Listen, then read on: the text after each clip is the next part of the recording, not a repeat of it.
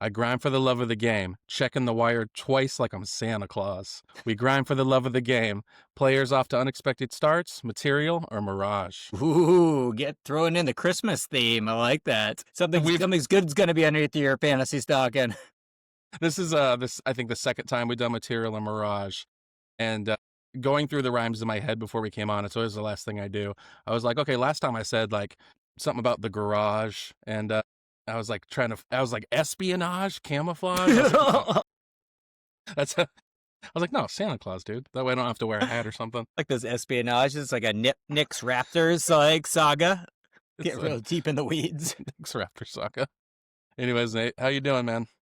Doing good, doing good. I'm glad we'd be back to back, regular scheduled programming. This feels pretty good. Yes, it's nice to have a rhythm. Yeah, so it's Friday night for everyone listening. It's the 19th, so happy holidays to all of you. Thanks for checking us out again over here at PTJ. Today, our topic, as I indicated, is we're going to be looking at players who, it's really like a waiver wire pod, but it's also assessing your team and knowing who your worst player is.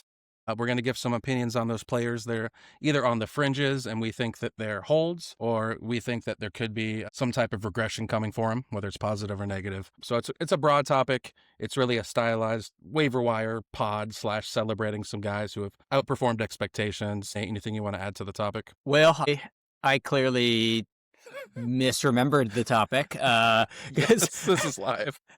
Right, because I took material, real or Mirage, almost to be, in my sense, like, here's somebody that's been outperforming what we thought their ADP was. Is this somebody that you should be almost like should you be trading for this guy or trading away this guy Buy low, sell high type of okay. thing? Buy low, sell high type of situation. This so is my guys magic. are a little bit more bigger names. So if you're new to the show or you just, circling back, Nate and I come up with a topic, we text throughout the week, and it creates some fun drama because there can be some different interpretations of the topic. So I kind of love that. A lot of my guys are, guys you might, so it's marginal guys for the most part. I didn't fully stick to the script, so it sounds like Nate, yours is going to be a little more buy low, sell high, and mine's a little more like waiver wire-ish. I love this. I did want to say you have the Oregon Ducks sweatshirt on.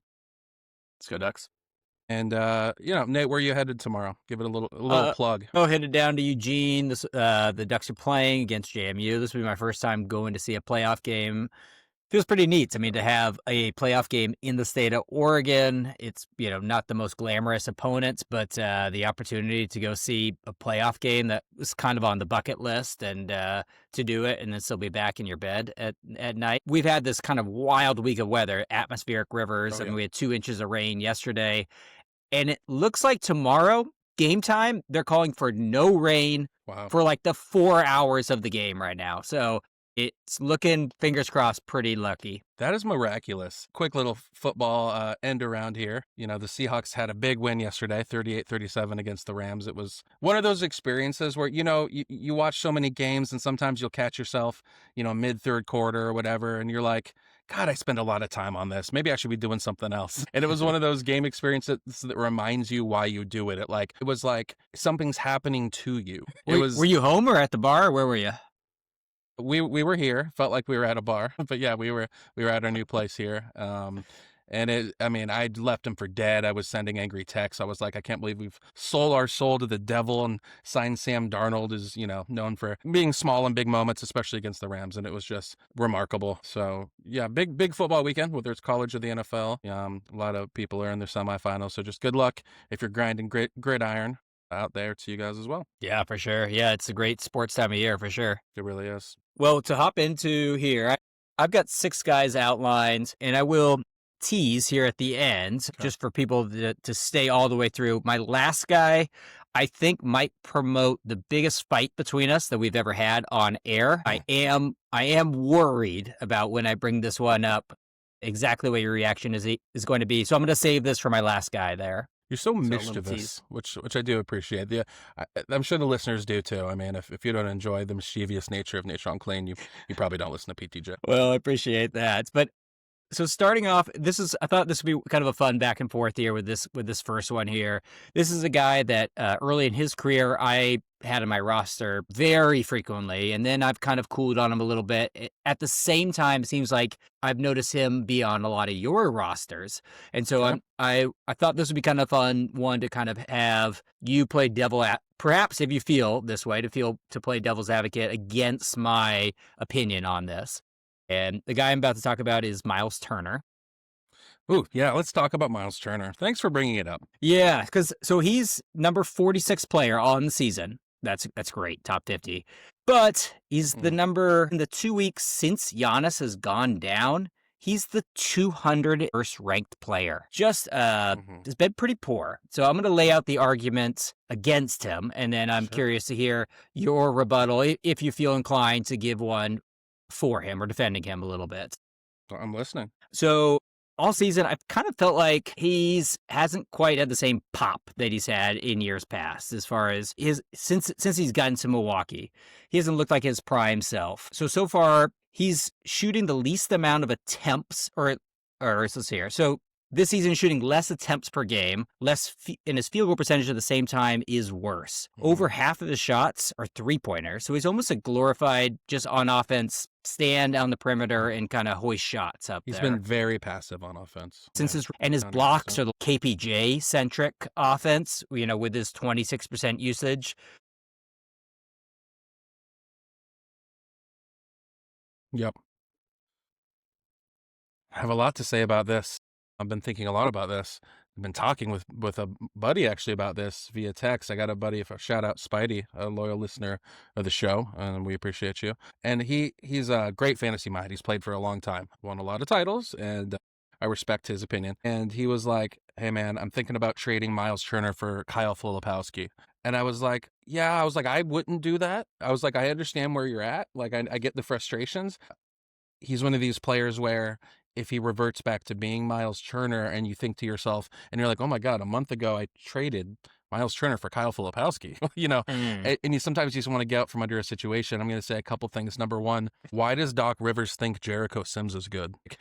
He's good at dunking and he gets great rebounds. Sure, he looks cool, like running up and down the court a little bit, but he's a knucklehead. I mean, he's a negative basketball IQ. He played 30 minutes, I believe, that yesterday. He doesn't fit the team. So now we have this weird problem with Jericho Sims. And then with Giannis, Miles Turner, he didn't really know what to do with his body other than just wait to catch the ball to chuck up a three. And he seems really disengaged in the offense. What's interesting is he actually started really hot. The first couple of weeks, he was killing it, doing all the Miles Turner stuff. And then out of nowhere, he just reverted into this shell of himself. He did put up, I want to say, 21 points yesterday. I didn't have any blocks, but as an actionable piece, you can't sell him, and I wouldn't drop him. So, you got to hope with a player like that I think a part of it is coaching. Doc Rivers is a horrible coach, and there's been a lot of fluctuation. Like you mentioned, KCP coming back to KCP, Kevin Porter Jr. coming back into the lineup, Giannis being out of the lineup. So there's not been any continuity on the team, and I think Miles Turner's floundering a bit right now. But if he went on a top 30 run for a month later in the year, would you be surprised? If Giannis was back, I can see it. Without Giannis, I would be surprised, to be honest with you. I just don't think they're able to kind of get enough penetration and free him up to get open shots right now. I mean, when I watch the games, I just see pass on the perimeter, KPJ contested shot, which doesn't really benefit a facility or a guy that is meant to be an auxiliary piece like him. Right. Doesn't really showcase his skill sets, and so no, it's true. When you go from playing with Tyrese Halliburton to Kevin Porter Jr., that's a big adjustment for sure. So question: if you are a Miles Turner manager, which I am, and which you are, yep. I'm just curious, like where you said you wouldn't trade him for Filipowski. Obviously, that's too low. How about for Jabari Smith?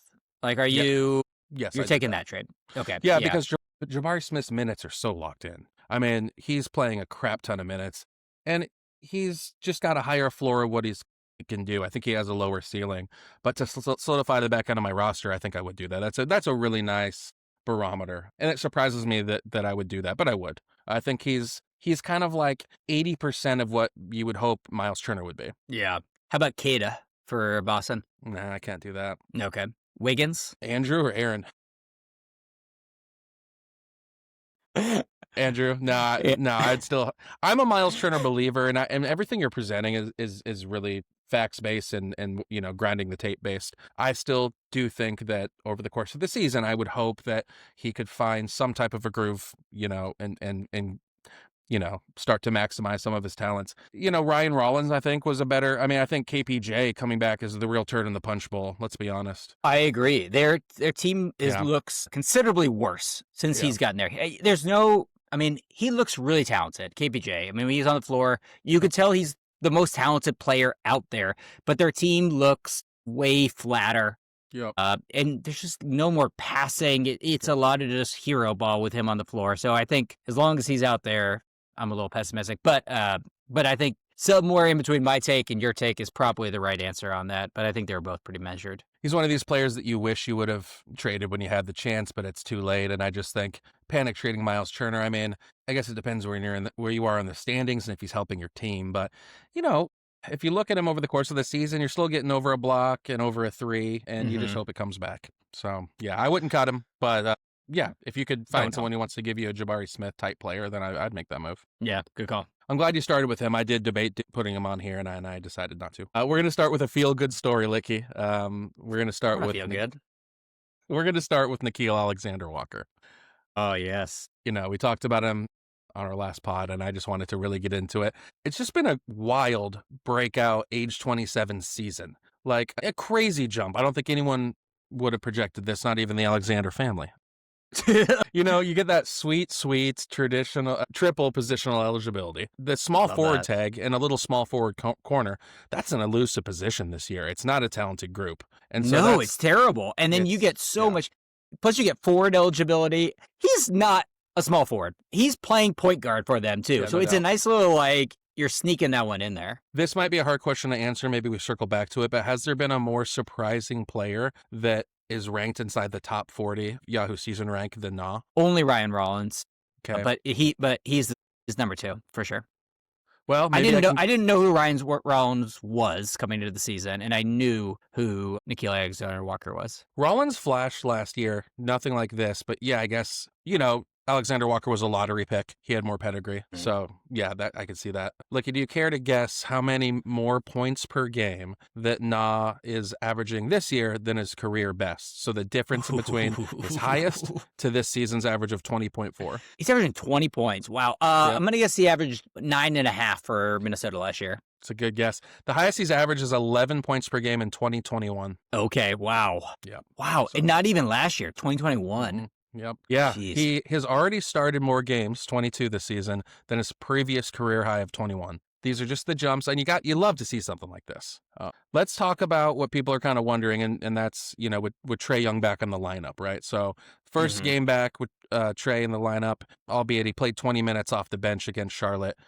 Played 34 minutes. He had 28 points and 8 boards. And then today, Trae was back out of the lineup. He was back in. He had another great line. So here's my main question for you. Did we miss some type of sell high window while Trae was out? I kind of have some stuff I've looked into here, but what's your general hit? Yeah, wow. Atlanta's been such an interesting team this season because coming into the season, that first couple weeks, it seemed like they wanted to play 9 guys pretty even minutes. Right. And it's transitioned, and I think because of injuries, they're playing guys really big minutes. I mean, Conwu's randomly playing 35 minutes when I never thought that would ever happen. I really had written dreamed it of days off. like this. I know and I had sold. I was off the island too. You're just like, I'm done playing this game every season. I'm getting off. Yeah. No, I don't think you missed the sell high because I don't think there was a sell high. I think everybody knew Trae Young was coming back. I think you rode it as long as you could till the wheels came off. I think my expectation was the wheels were going to come off and would come off. But so far, I mean, especially that first game, which I know Trae Young was on a minutes restriction, but it was cool to see just how many minutes, and they've kind of adjusted the lineup a little bit. So I think he has season long value now, where I thought he was going to turn into a streamer. I think he has season long value. Agreed. So yeah, the drop off is pretty mild. There's a 5-game sample size of Trae in the lineup in those games. His points drop from 21 to 18. The rebounds stay the same, and the dimes go from 3.4 to 3 even, but the stocks go up to 2 per game, and they're down to 1.4 with Trey out. And I think that's, it's a small sample size, but I think the defensive production could pick up when he's able to be off the ball more and carrying less of the offensive burden. Trey Young? That's right. Yeah. Still 48% rostered on Yahoo, so proof that I think that metric is completely dead with all the dead leagues. For sure. Kind of a bummer. Yeah. But my official stamp on this one, Litke, now it feels like a top 50 player for the rest of the season. Solid material stuff here. Top 50. Wow. Yeah. Yeah. I love his inclusion in this. I think he exemplifies what this list kind of is. I mean, that is really, that's a big question mark, and I appreciate you kind of taking a stance on that. All right. To be done. And I'm proud to be the guy to do it. I actually have a bunch of his rookie cards. I ordered a bunch of rookie cards during COVID. All right, so moving on to the next guy here.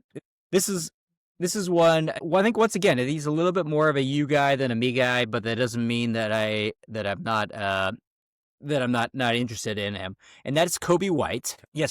So going on to Kobe White, he's the 169th per game player this season. And I am saying that number is a giant mirage. And the reason that I'm saying that is so on the season so far, he's averaging more points than last year. He's averaging the same amount of rebounds, assists, and defensive stats as last year. Last year, he was the 72nd player per game. What's up with those percentages? Well, yeah. What's up with this ranking? Why is it double last season? There's a couple little things. First is field goal percentage. Last year he shot 90%. This year he's shooting 80%. Free throw percentage. I don't really care. Whatever. Yeah, for the free throw percentage. Yeah. Second, turnovers. He's averaging 2.8 versus 2.4 last year. Yawn. Don't care. Yeah, don't care.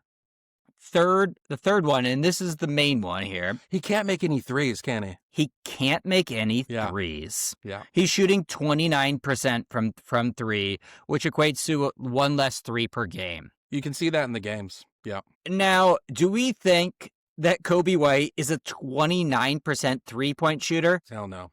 There's no world where that is. I mean, that is his game. He is a shooter. He is a bucket. So this is, I think, timing to pounce on Kobe White. I will say that he is far from a perfect 9 category player. He's a very good points league player. He's not. That's where I got him this year. Okay, yeah, 9 cat. He has holes. He racks up almost 0 defensive stats, and his assist and rebound totals are average. Yeah, but if you believed in Kobe White, which I think most people did, considering that he was the 60th ranked ADP player, average draft position on the season, then why not believe now? And that's knowing that he was going to miss a couple weeks to start the season, that he had that ADP. Yes, right. Yeah, that's a really strong point. So he probably would be even higher if that was the case. And so I say, considering, for me, I'm willing to bet on his 31% usage. Let me just say that one more time. His 31% usage, riding the ship, and him not only finishing better than his current rankings, but I think he's going to end up significantly higher than his 72 of last season. So I think he's a pretty big time. That's a mirage stat. This is a good one, and I'm interested to see if you can pull off a Kobe White trade, please, and you're listening to this, put it in the comments of the YouTube video, because people who have Kobe White tend to be Kobe White guys. And so I'm wondering if, it would take somebody who's just looking at the season ranks, and people do that, to not kind of see what's going on here. But this is a good one. It kind of reminds me of your PJ Washington plug last week, where there's just an obvious, something that's going to flip eventually, whether, percentage-wise, and that ranking will come back up. Yeah, that's a good point. There's managers that look into the stats, and there's managers that really rely on the rankings, and so it just totally depends. I think it's worth feeling out who rosters them in your league and see what type of person they are. The one other thing I have on Kobe White is a fun fact. Okay. Kobe White's first name is not Kobe; it's Alec. Alec with a C. Oh yeah, Alec with a C. Okay, Alec White. That's very distinguished. I wonder why you went away from that. I don't know. Could have been a writer. Yeah.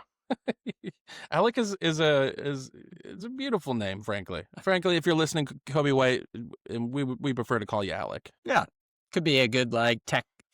Second career as a tech bro. He calls himself Alec White. Here's another player where I'm wondering if this is actually his name, actually. So we're going to go to New Orleans, Litke, for another player who entered the season as an afterthought, much like Alexander Walker, and that's Saddiq Bey, not a player I thought we'd be talking about. Had him on my short list. Yeah, this is a hard hat choice by me. It's just like it's not super exciting, but I think a lot of people will be interested to get into this one because he's found money so far. You get the small forward, power forward eligibility, 33% rostered, down 5% in the last week, and I think that's probably a reaction to Zion returning from that right abductor strain more than the play of Bey, which has been quite strong still. Did want to note that Zion has been back for 2 games. He's been coming off the bench. This is kind of a theme. Trae Young started coming off the bench when he returned. Wemby also playing those low minutes. A quick little corner on this is that 65 game limit for awards. There's a clause that you can have 2 games that are between 15 and 20 minutes that can still count as the 65. And so the Spurs are specifically targeting that in order for him to qualify for awards still. So just kind of a trend where these stars are coming back and playing these low minutes. So just keep that in mind when you're gauging these players. It's kind of a little food for thought there. But so Zion only played 21 minutes against the Rockets, but Saddiq Bey took 18 shots with Zion back, hit 11 of them, 29 points, 9 boards, 2 steals, and 3 triples on Thursday. His numbers with Zion have been that of a fringe hold overall. So let's just take a quick peek at those.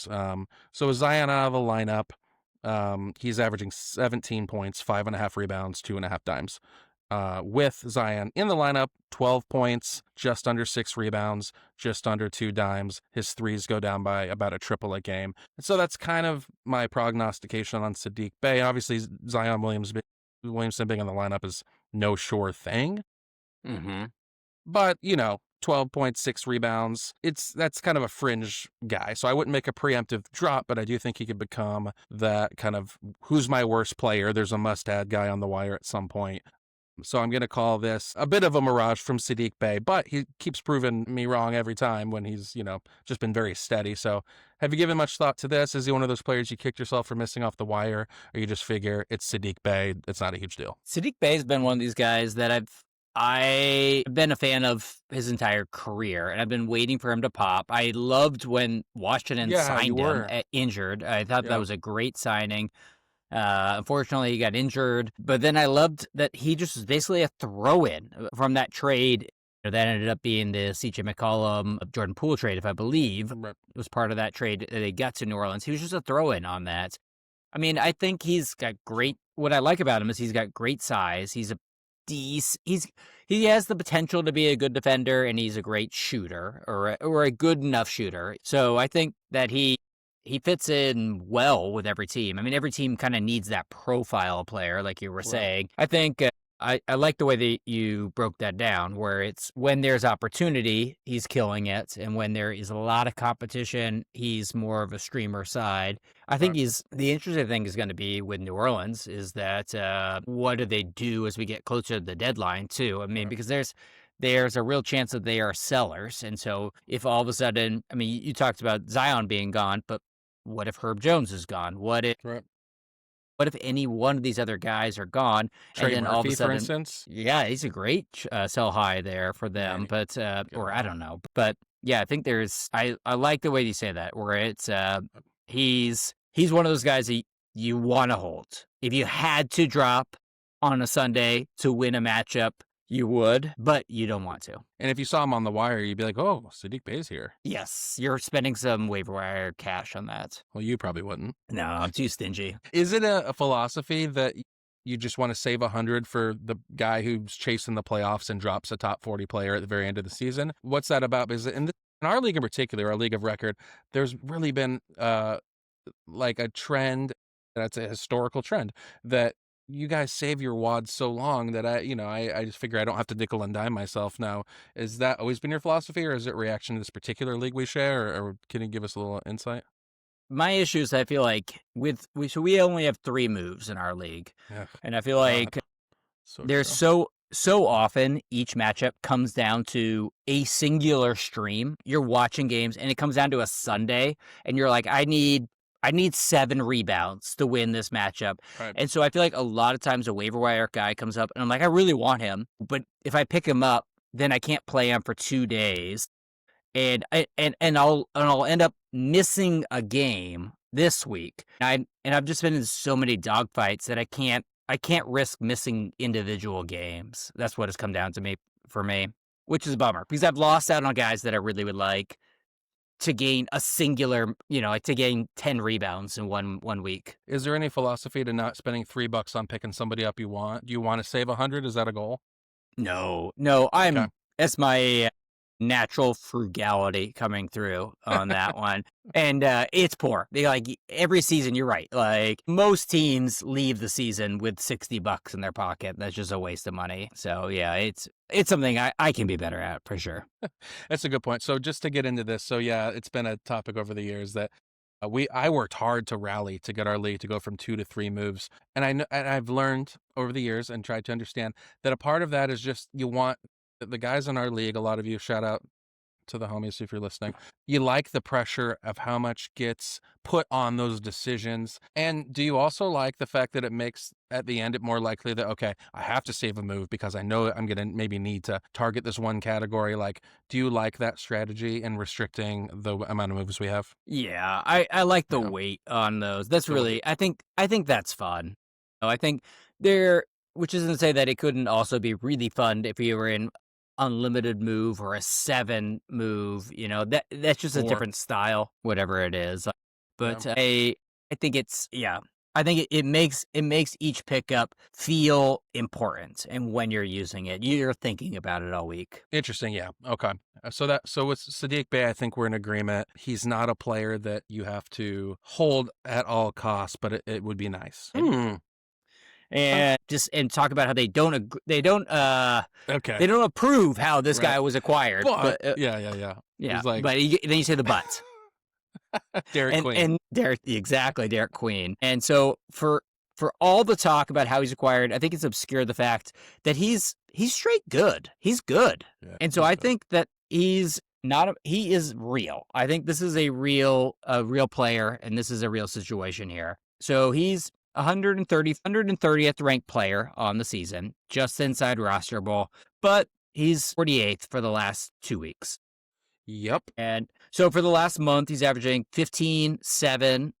You might have expected that. But what's been kind of fun and a little bit of surprise is that he's averaging 6 assists per game. Yeah, the dimes are nice. And also giving you 1.8 stocks. And so that's a little bit different than the book was on him coming out of college, which was that he wasn't necessarily a serious guy. He was really gifted with the ball in his hands in the post, but who's he going to guard? And also, does that type of offense fit the modern NBA? I mean, there's a lot of question marks around him coming out of Maryland. He was talked about like he was the next Derek Coleman, but only the bust was possible. Yes, right. Yeah. There's so much more highlighting of the bust for him for whatever there was. reason. Quite busty. But what I've seen from him so far is, and I'm curious to hear what you think about this comp, I think he looks a little bit like a young Andrew Bynum. Okay. Yeah. With some Julius Randle skill set involved too. It was interesting. I was picturing when he played the Nuggets and he had one of his best games of the season against the Nuggets.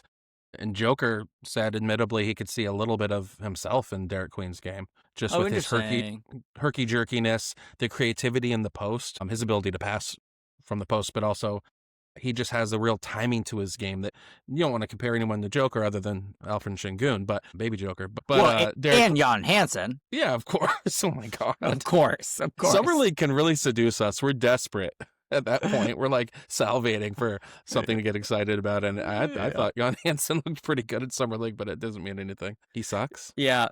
But speaking of Summer League too, I mean, like Derek Queen in Summer League looked like, I mean, he almost looked like he didn't belong. I mean, he dominated.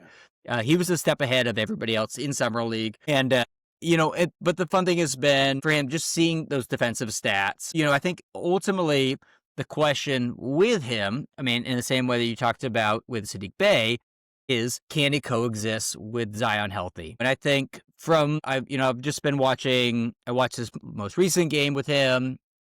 So this is now his maturity into it. And so it's a small sample size. I think, yes. I think a little bit was, I thought that they were basically going to be using Derek Queen to sub in with Zion to kind of like keep a similar profile on the floor at all times. Right. Kind of like where almost like, like if you have a running quarterback in the NFL, your backup quarterback should also be a running quarterback so you can keep the same system, is what I thought. But he's looked pretty center-ish to me. He's bigger than I was expecting to kind of see out there, in comparison to other large NBA players. He's still pretty baby-faced, and I think he's, his physique is going to look quite a bit different in 3 years. But I think there's some coexisting on that if these defensive stats can hold up. And so, what do you think about Derek Queen? It's a good shout out for Dynasty Corners that he's still playing with baby fat. So, I think long term, he's a huge hit for the Pelicans. And they, as you know, and some listeners may, I've spent the part of 3 years in New Orleans and went to a lot of Pelicans games and just feel bad for that. It's a great community. It's got a rap as not being able to support an NBA team, and economically that may be true, but they have some great fans like anywhere else. And you just feel for this team that just seems to be struggling to find their way. This franchise is just kind of a joke, and it's nice that they have this hit on Derek Queen. And long term, I think maybe he's a player to build around. If you look at the numbers with Zion in the lineup, Derek Queen's averaging 10 points, 6 rebounds, and 3.5 assists, 3.2. And so it'll be interesting to see. One thing I think you should keep in mind just for season long when assessing his value is I wouldn't assess any Pelican as if Zion's playing out the schedule. Yeah, true. Good point. There's just no reason to, history would tell you that he's going to go back out at some point. So just take those numbers with a grain of salt because it's Zion Williamson and, they could blow the thing up and we know Derek Queen's not going anywhere. Yeah, good call. So that was a good one. And it's a good shout out. Derek Queen right now is, he's the clubhouse leader for the cover of this episode. The next one is, we're going to do another. Well, I'm not going to say that to you because I wanted to see if you can get who I'm talking about here. So the next guy is somebody I would have a very hard time dropping despite concerns about his role. His usage rate has been higher than expected. It's third on his team. This team is loaded with must-roster guys, loaded with fringe guys. I counted 8 players that you would want to roster and 2 streamable. I think it's the most of any team in the league. Smashing the eye test. Looks like a future star. Natron Clean, who am I? Oh my gosh. So I know that you're not talking about Thunder, so which would typically fit in with this. Are you talking about Tyson for the Cavs? No, usage rate third on the team. Usage rate third on the team. So he's gonna have the ball in his hands. He's been in the spotlight a bit more lately. I'll just give you. Is this a Nuggets? When I watch this player, I see shades of rookie year SGA with the Clippers. In the way that he really he can shoot, but he also plays in the paint. He's a guard. He's a rookie. Boy, okay. He was the 2nd overall pick in the draft. Oh, you're talking about Dylan Harper. I am talking about Dylan Harper. Yeah, okay. And this, more than I've come with something to say, I want to talk. I just want to discuss Dylan Harper. Yeah. Because I'm trying to figure this one out. He's had 3 20-point games, if you include the NBA Cup, which doesn't count for fantasy, but if we're just, scouting the player. Despite the minutes are kind of hovering in the low to mid-20s. The only thing preventing him from being like a locked-in rest-of-season player is how does his role grow short of injury, right? So I think it's a roster-dependent, league-size-dependent thing. Right. So like in a standard-size 9-cat league, I just don't want to drop this guy. But tonight he had 6, 3, and 4 in 18 minutes, so that can be hard to hold. So let's just talk about that. Is he giving you enough that he might be the best luxury stash in the league, but what are you waiting on other than this guy's just really good and he already has this high usage rate? And if the team's fully healthy, they're great. How do we handle Dylan Harper rest of the season in this situation? Yeah, it's a great question because he's looked the part. He's looked a little bit more mature than you were expecting. I feel like watching the games, he's probably averaging 20 minutes a night or something like that. And I've come away impressed by him. I think he plays with a little bit, a calmness to his game that I wasn't expecting. I think you see a lot of rookies flash potential and then, everything's a little fat. Like when you watch the Wizards play, it's just it's chaos out there. And he plays with a little bit of calmness to his game. I think the thing that I'm watching for him is, especially on that team, is can his 3-point shooting progress? In the NBA Cup, he was hitting threes. And so it's like, if he's Hit hitting 5 threes, threes against the Knicks. Yeah. you have to keep him on the floor. You have to. Right. I mean, if he's Yeah, you shooting do. that well, he's going to supplant Champagny. He's going to supplant Harrison Barnes, and he's just going to force the issue and be there. But if he's down, more like at a 30% 3-point shooting, then he's going to be that kind of off the bench spark plug. I think. You know what's sad, Natron Clean, is perhaps my favorite player in the league finds himself in an incredible situation, De'Aaron Fox. And then they get this Dylan Harper kid. Castle's a complete smash hit, better. I was a huge Stephon Castle guy, and I did not see this level of offense coming from him, especially this early in his career. So you get De'Aaron Fox, and he's kind of blocking one of the funnest young backcourts in the league. And it's just a bit of it's a spoil of riches for that team, but it's just funny because this situation would be great if De'Aaron Fox All right. I'm interrupting here. Where I said I was going to save this to the end, and I am jumping. I'm cutting you off and jumping in here. I don't want to talk about it. It's happening. I'm jumping in and taking over your segment to talk about De'Aaron Fox. Okay. And I realize that you are a big Fox fan, and I realize that I'm setting myself up for a giant hate mail from your girlfriend Emma, and I'm willingly stepping into the path of that. And I am going to say on record, so De'Aaron Fox is the 41st ranked player in the league. Take it easy. And I think that ranking is a mirage. And so the reason I'm saying that I need to be professional here. I know. And feel free to come back at me here. I'm ready for it. In half the games he's played half the games with Castle, half the games without. So it's really pretty much dead even split. I just think just like you're saying, I mean, Castle's so ahead of expectations. I mean, he's accelerated the timeline by 2 years, and it's unreal.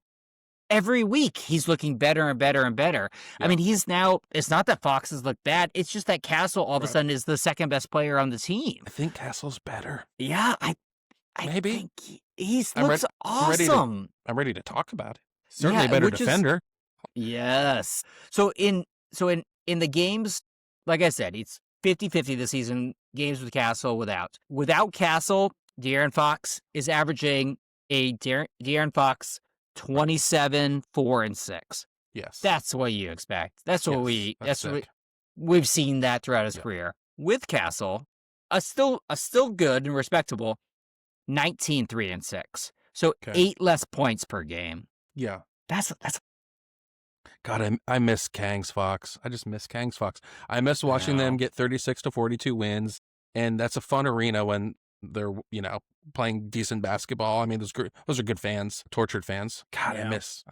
Yeah. So, I mean, what I'm saying is he's still a very good player, but what I'm saying also is that his best numbers this season are behind him. So is his season ranked 42nd, you're saying? Yeah, 41st on the season.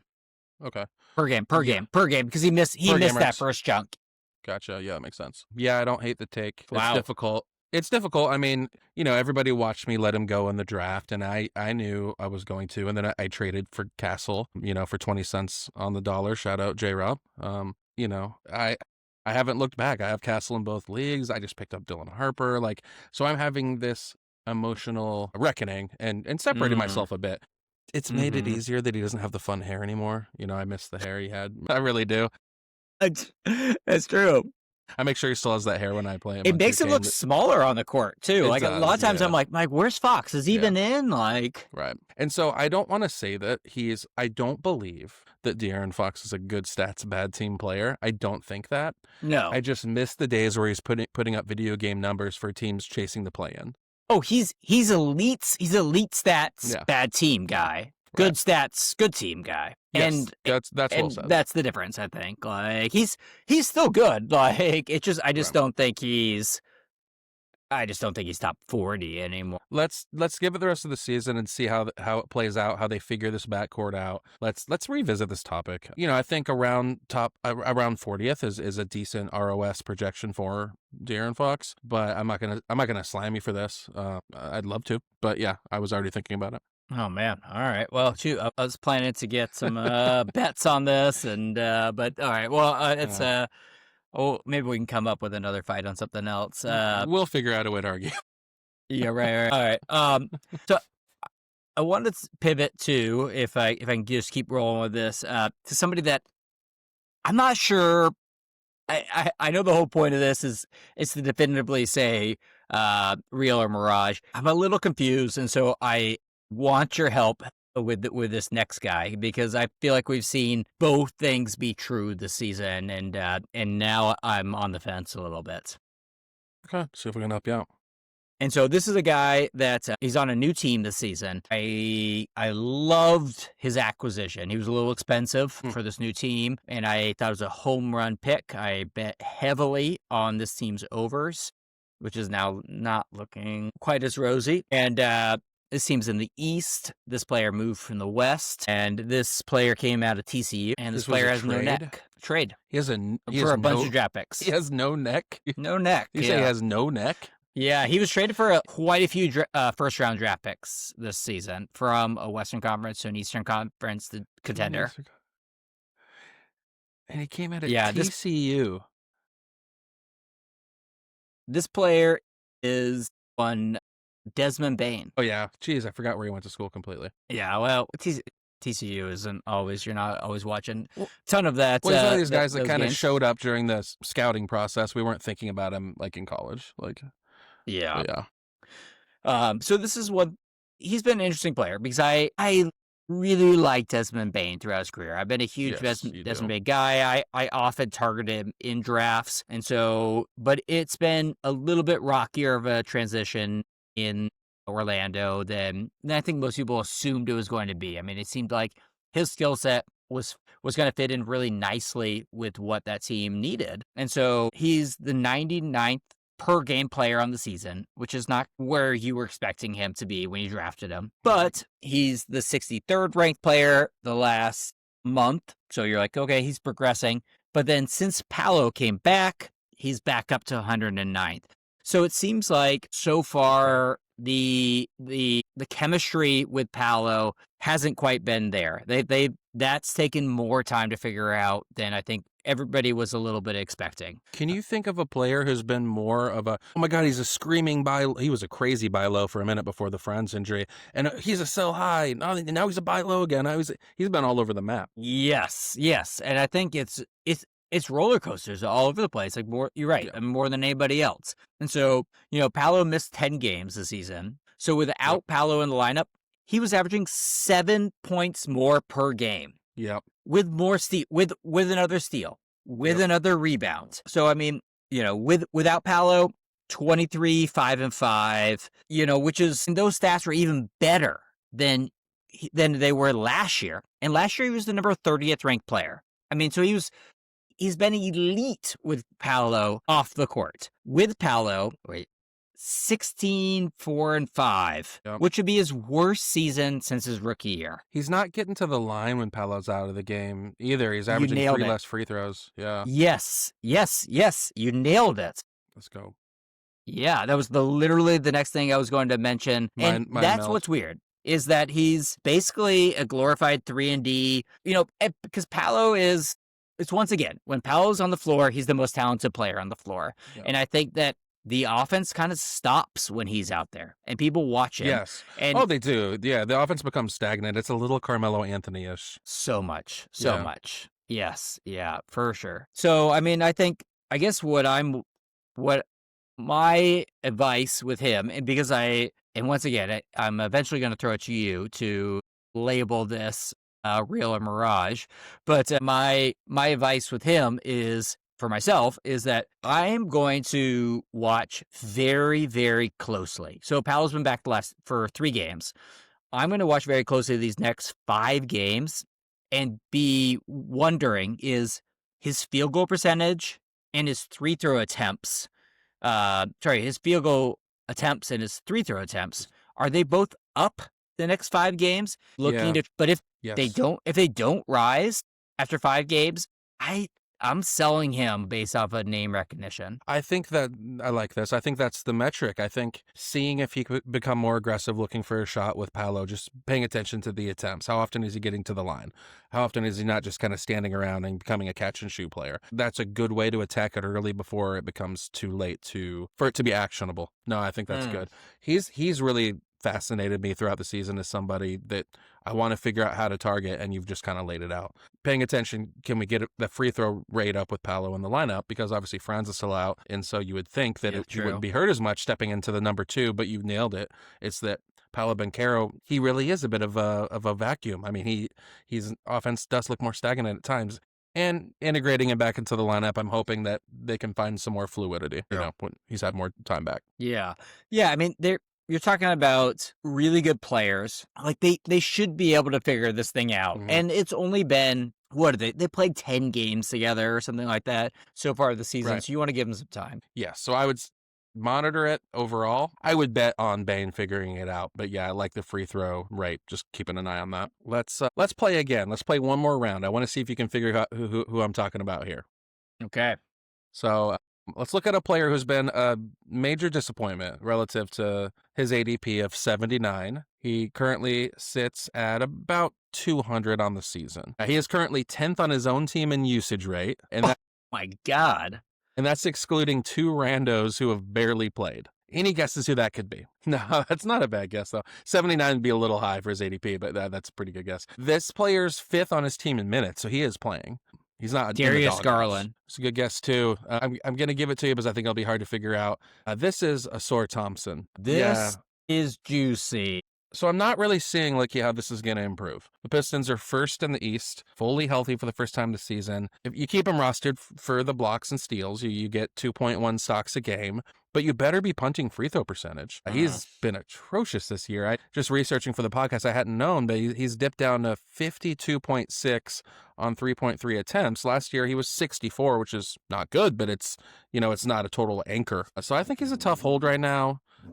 He's an even tougher cut because he's Asar Thompson, right? Yeah. So he's become a very build specific end of your roster guy, and I'm afraid I'm calling the start for Asar Thompson material because I just don't. It's not that I don't think he can develop more as a player, but no one knew the Pistons would be this good this fast, and so they don't have an incentive to pump more usage into him. Shine any hope on this, or do you agree with my rather bleak assessment on the rest of the season outlook for Asar Thompson? Yeah, wow, I'm really glad that you're bringing him up here because he's one of those guys that I think you paid a small premium for him in the draft. You did. Too. I mean, I was in a bidding war with our boy.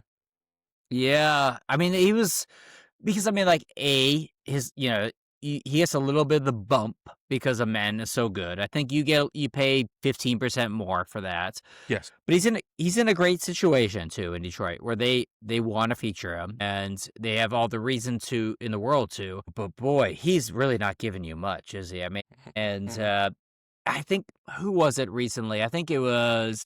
I heard somebody talking about. I think it was Zach Lowe was talking about in a playoff series, can you play him? right. When it comes down to the playoff, which granted, that's not what we're doing, but I mean, it's something to think about, and I'm sure it's something that the Pistons are thinking about right now. That's the key when thinking about his rest of the season fantasy outlook, is if they're thinking about something like that, then it could creep into, the role he has. Right. So, I mean, instead of him playing 32 minutes, do we see Duncan Robinson going up, 1, 2, 3 minutes here and there? Because which is so interesting because I remember the book coming out was that he was supposed to be the good shooting twin, and then Thompson was better, but Asar Thompson was the better shooter. And there was hipsters on the draft circles. I remember KOC in particular saying, I think Asar Thompson might actually be the better Thompson twin. Man, did he fall off? KOC. Yeah. Yeah. I still listen to him occasionally, but, I don't like Father John Misty as much as I like Pearl Jam.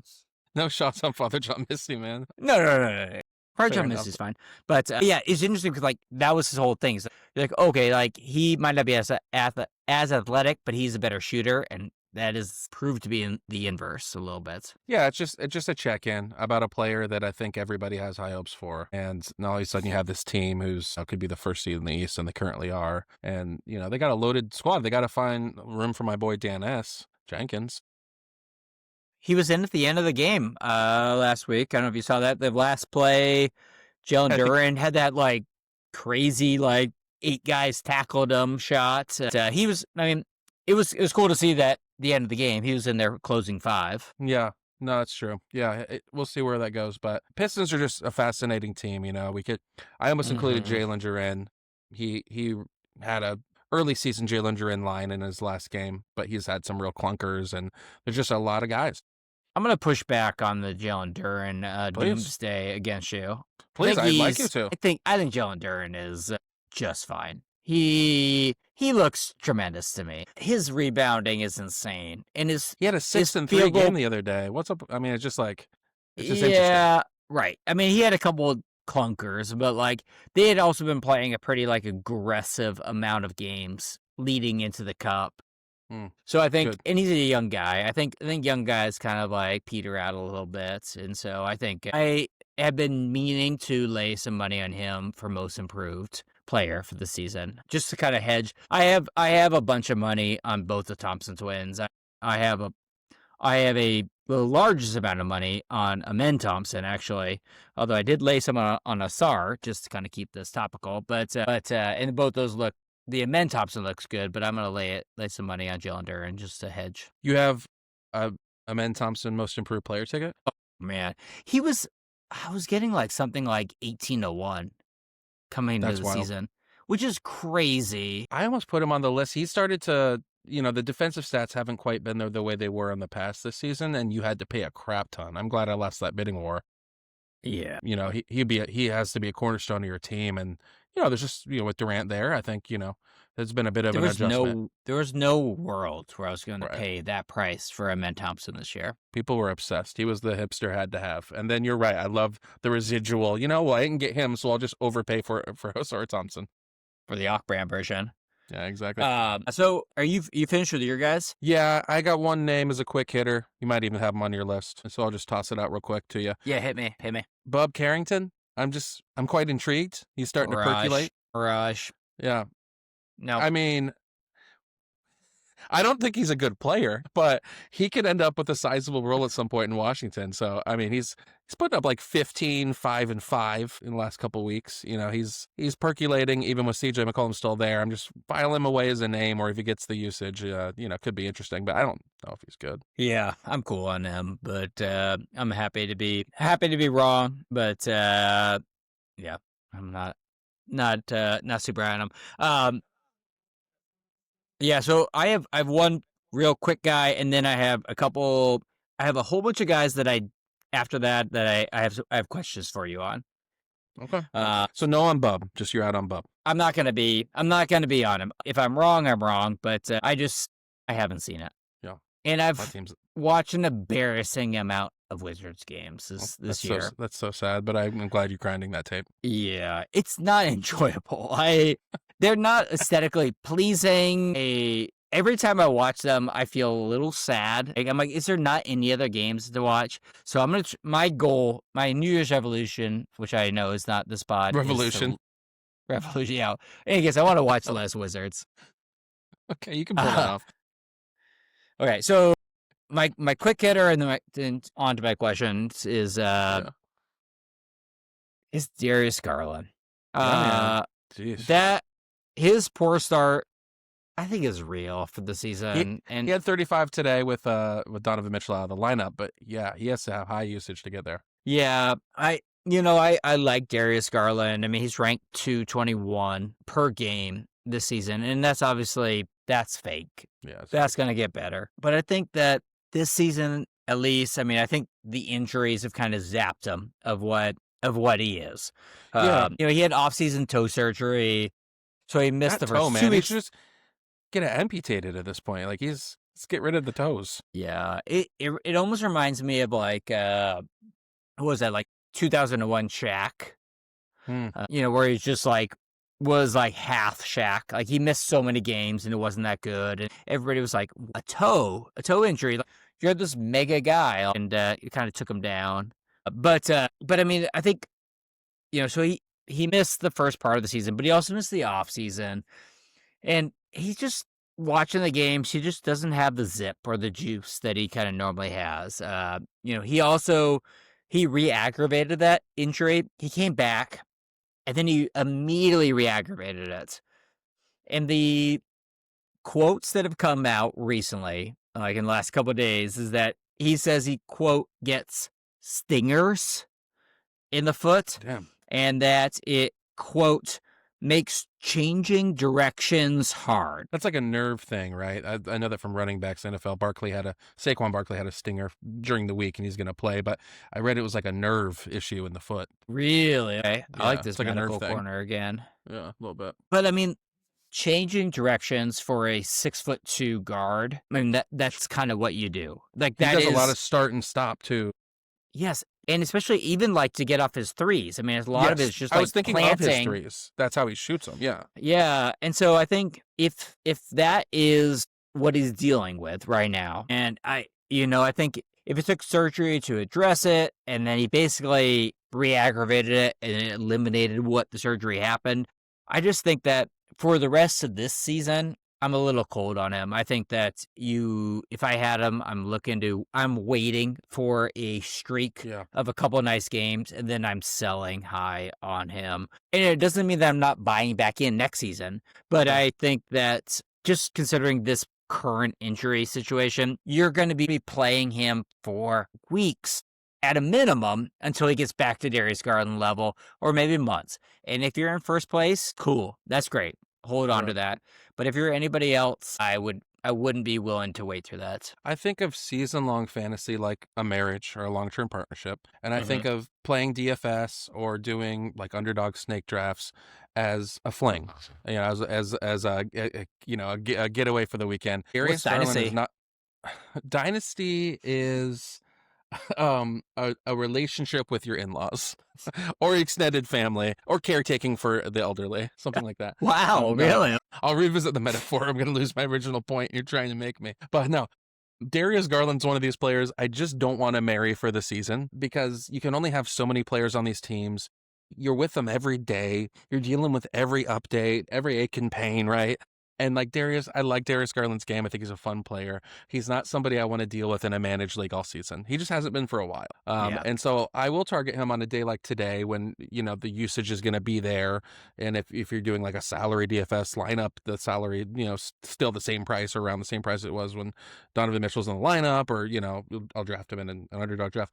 I will find other ways to get my Garland fix. I don't want him all year. He's just had just a plethora of injuries, and it seems like it's just going to be a part of the game of the Darius Garland business, and so I don't like that business season long. And that's why it's fun to play different forms of fantasy, because you can get different guys for what they're good at. Yeah. Oh, I love that. Like spin on this. Yeah, everybody's right for the right situation in the league for the most part.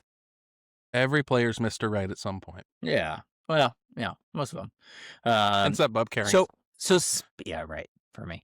All right. So speaking of Mr. Right for each situation, I landed on a handful of players. And so I'm going to ask you about, I got 6 players that I thought about for the segment, and I threw away because I didn't have a strong opinion on. So I want to make this kind of a lightning round of you immediately saying Mirage or Material on this. And so, and feel free to linger a little bit if you on one of these guys, or just shoot it out. Will it be clear if you're asking me about their productive start or about their slow start?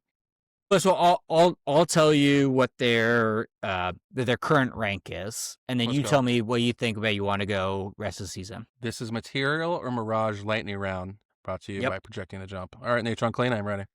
So first one is Steelbridge Coffee. That's a Material. I thought so too. I thought so too. I mean, like, we're talking about organically roasted, fair trade. We're talking about really high quality coffee, that's produced by a real business. And so if you want to head to, and I would encourage you, especially at this Christmas season, the giving season, to head to steelbridgecoffee.com/PTG. You'll find that you can order 4 pounds, which in your grocery store, those bags are 12 ounces. These are 1 pound bags. You get 4 pounds of those delivered to your door, shipping included. And it's a great deal. It's basically, it's going to cost you maybe 5 cents, maybe 3 cents per day. He's getting into more shipping costs. to get to high quality coffee, to be drinking that. Right. For me, that's material. I don't know what you think about that. I had it shipped to New Orleans, and you got to give him a shout out. The shipping cost was included. And so that's pretty awesome. So no matter where you're listening, I don't know about European shipping, but we still got the landing page. We do.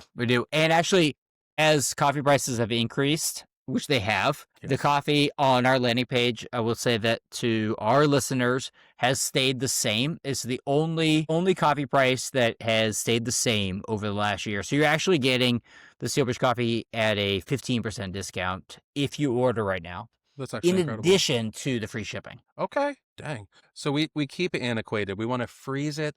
With the vintage cards that we're offering, we're also offering vintage prices. Love that.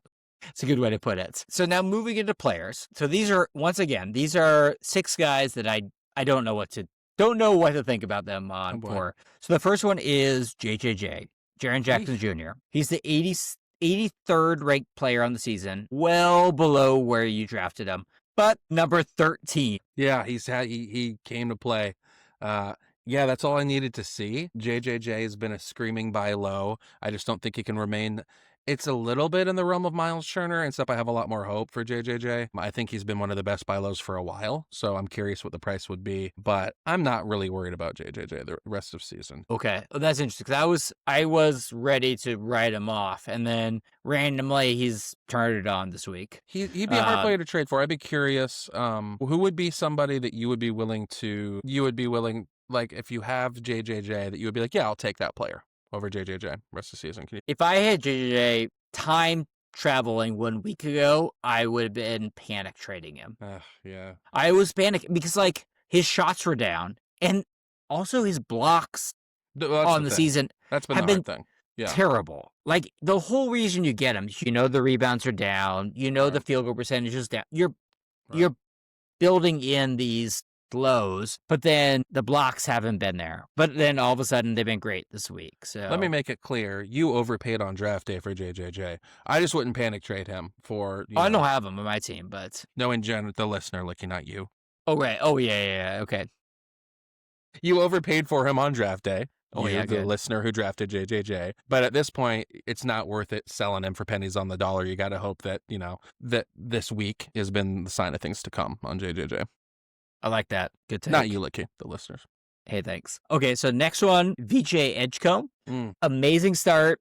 Yeah. 90th ranked player on the season. We were all kicking ourselves for not being the guy to get Edgecombe. I mean, people were like, oh crap, I was taking it pretty hard. But yeah, it looked like a bit of an anomaly, at least for this season. I think Grimes has been a more productive player the past month than VJ Edgecombe. So, maybe later in the season. I mean, the Sixers have been competitive at times, so and then Maxey looks like an MVP candidate.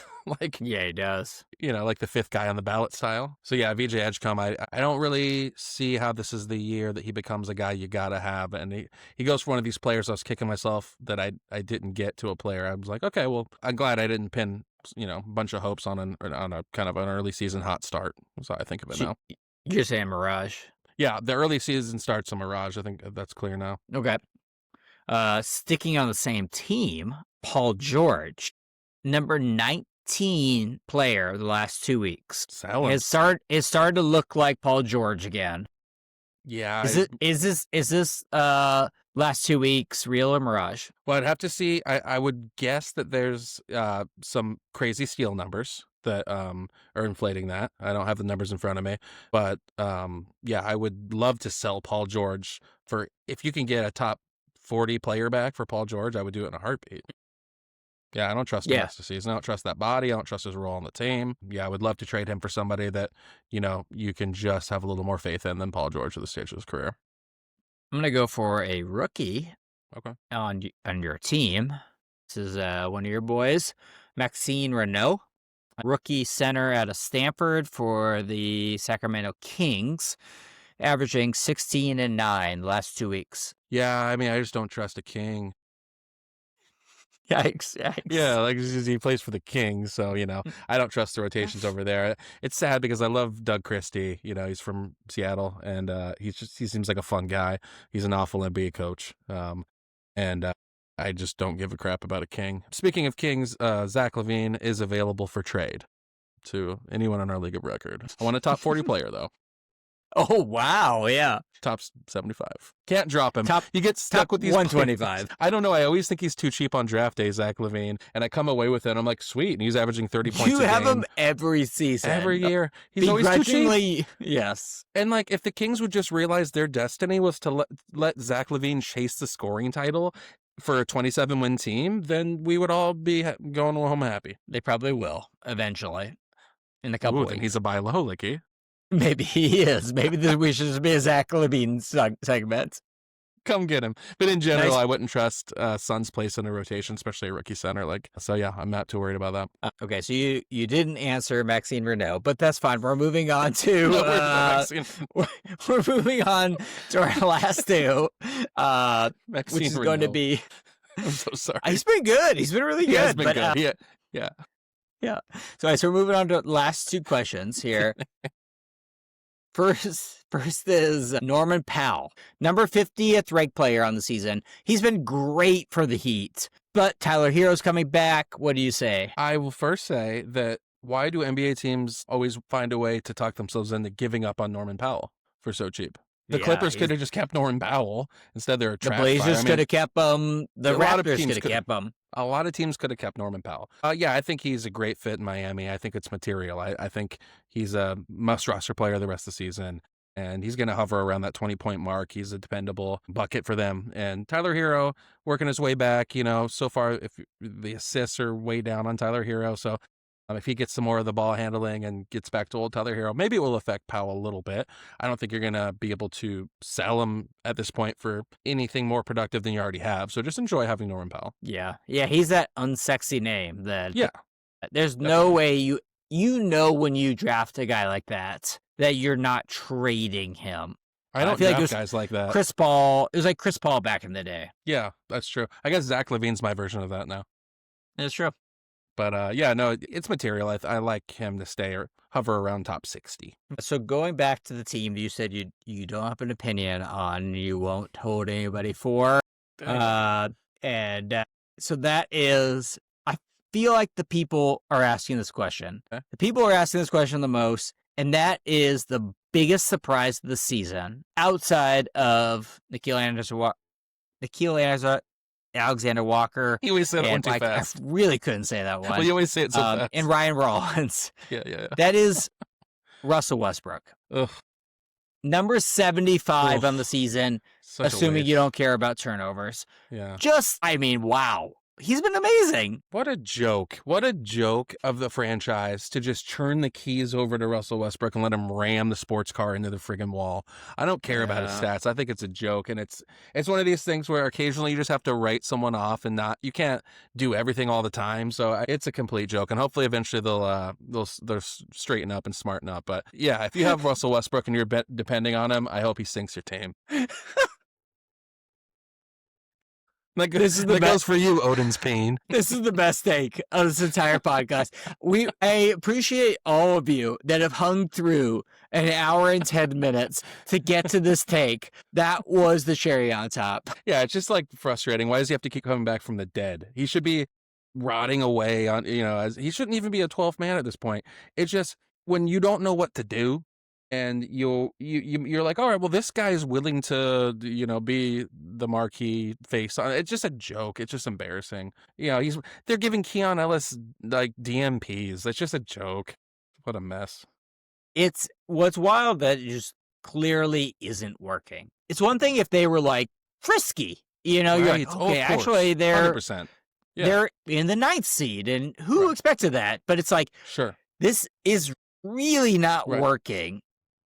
Why? Like, why you? And nobody else wanted to sign it. That's the thing. And they briefly pulled the plug on it, and then they like reinstated it. It's just the most confusing thing in the world. I just don't understand. And you got a young player like Malik Monk. Like, if you don't see him as a part of your core, which they don't know what that means, then why would you deflate his trade value? He's a young player, he's a good scorer. They're just destroying the value they already have. Keon Ellis is an interesting young player. It just makes no sense. Yeah. I think. I mean, kudos to everybody that picked him up, because there you go. Fair enough. Like, that's so much foul money there.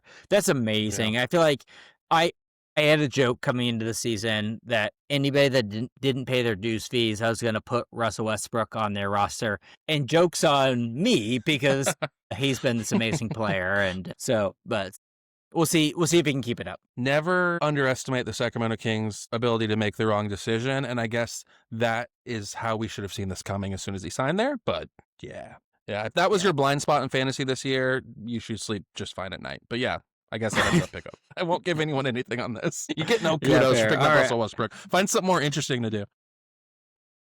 Wow. Well, you've so far on this episode of Projecting the Jump, you've got great fantasy advice from Jamie, except for Russell Westbrook and Maxime Renault. Unless it involves the Kings, what we're hearing is, for 29 teams, this is the source you can come to trust on. So you got the Zombies, the Kings, and who's the third team you feel like? You 20. Oh man, I'm forgetting about all kinds of teams. I'm already deciding there's 32 teams because I'm so ready for expansion, by the way. Right, so, yeah. Okay, well, you got any more guys, or should we let these people get back to their holiday This is it. plans? Okay. Well, Projecting the Jump is an independent fantasy basketball podcast that dives deep into the margins, as you can hear. If you like what you hear, please do rate, review, share, and subscribe. Follow PTJ on Twitter. Follow me, Flyin J, at Quanto Physics. Find us on YouTube, of course. Steelbridge, do check out Steelbridge Coffee /PTJ. Check out the landing page for Natron Clean. This is your boy, Flyin J, and for the only time I will ever say in my life, because I'm feeling goodwill, go Ducks tomorrow. Go Ducks. Thank you for that. All right, man. Have a good holiday. We'll talk soon. Sounds good. Later. I didn't mean